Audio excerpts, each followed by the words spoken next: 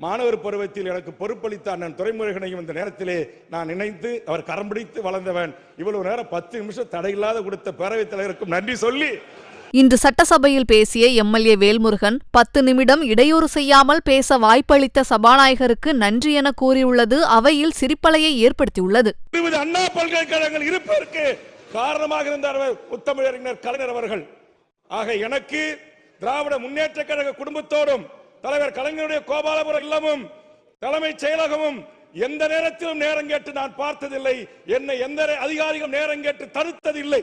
அந்த அளவுக்கு உரிமையோடு இந்த இயக்கத்தின் தலைவர்களை சண்டையிட்டு தான் என் உரிமையை நான் பெறுவேன். அதற்கான இடைவெளியை தந்தார்.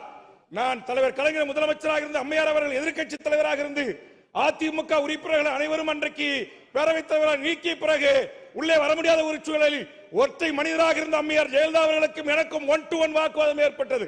45 நிமிடம் என்னை பேச அனுமதித்து நான் பேசி முடித்த பிறகு என்னை அழைத்து தலைவர் கலைஞர் அவர்கள், நீ வேல்முருகன் இல்லை தூள்முருகன் என்று என் நெத்தியில் முத்தமிட்ட அந்த மகத்தான தலைவன், அப்படியேப்பட்ட அந்த மகத்தான தலைவன் பெயரில் இன்றைக்கு இந்த பல்கலைக்கழகம் அமைய வேண்டும் என்று முன்வரிசை தலைவர்களால் வேண்டுகோள் வைக்கப்பட்டு அந்த தலைவன் பல பல்கலைக்கழகங்களை உருவாக்கியவன், பல்வேறு தலைவர்களை உருவாக்கியவன்.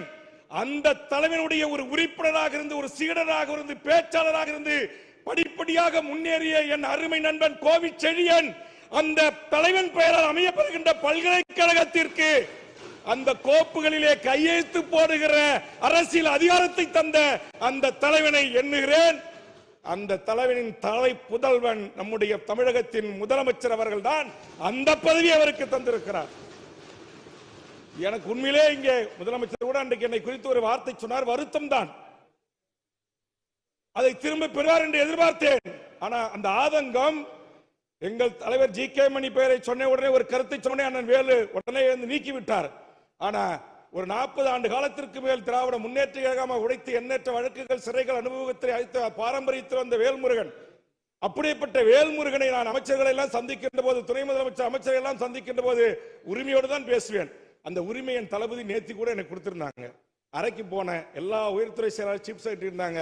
மனதிறந்த வெள்ளம் பேர் ஒரு 10 நிமிஷம் சிஎம் பேசினாங்க. யாரும் ஒன்னும் சொல்லல, தளபதியும் ஒன்னும் சொல்லல. ஆனா ஏழனை மட்டும் சொன்னாரு, கொஞ்சம் வேகத்தை மட்டும் குறைச்சா போதுன்னாரு. அது என் இயல்பிலே ஊறியது. காரணம் சுயமரியாதை, தன்மானம் என்கிற அடிப்படையில் வளர்ந்த ஒருவன். தமிழ் தேசிய அரசியலுக்காக போராடிய தோழர் தமிழரசனை தலைவராக ஏற்றுக்கொண்டு வளர்ந்தவன். புலவர் கலிபெருமாளை வழிகாட்டுதலோடு வளர்ந்தவன்.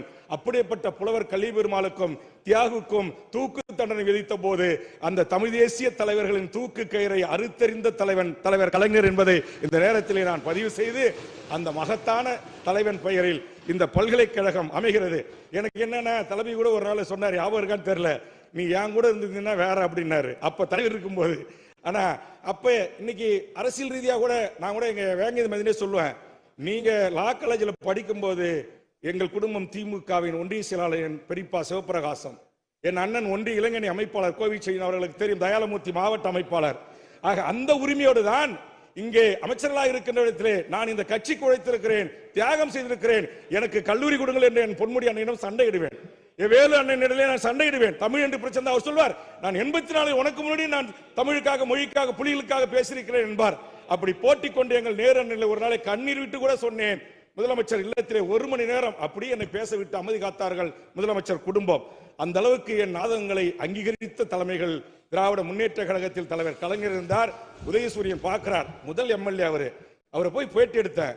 அவர் 89 எம்எல்ஏ, ஒரு சின்ன பையன் எம்எல்ஏ இருக்காரு, நானே ஒரு சின்ன பையன். அந்த அளவுக்கு திராவிட முன்னேற்ற கழகத்தில் 2 கலந்து வந்து 89 பாமக தொடங்கிய பிறகு பாட்டாளி மக்கள் கட்சியில் 2ஆம் கட்ட தலைவராக இருந்து இன்றைக்கும் திமுக தலைவர் கலைஞர் அவர்கள் உயிரோடு இருந்து என்னை வழிநடத்துவது போல் இந்த அவையில் நான் உணர்கிறேன். அந்த வகையில் அந்த வரலாற்று சிறப்புமிக்க மகத்தான சமூக நீதி காவலர்கள் மாணவர் பருவத்தில் எனக்கு பொறுப்பளித்த அண்ணன் துரைமுருகனையும் இந்த நேரத்திலே நான் நினைத்து அவர் கரம் பிடித்து வளர்ந்தவன். இவ்வளவு நேரம் 10 நிமிஷம் தடையில்லாத கொடுத்த பேரவைத் தலைவருக்கும் நன்றி சொல்லி, தலைவர் கலைஞர் அவர்களுடைய பல்கலைக்கழகத்தை மிகச்சிறந்த தமிழ் சமூகத்துக்கு பங்காற்றிய தமிழ் சமூகத்திற்கான ஒரு தலைமையிடமாக சென்னையில் அவருடைய பல்கலைக்கழகம் அமைய வேண்டும் என்று வாய்ப்புக்கு நன்றி கூறி நிறைவு செய்கிறேன். நன்றி, வணக்கம்.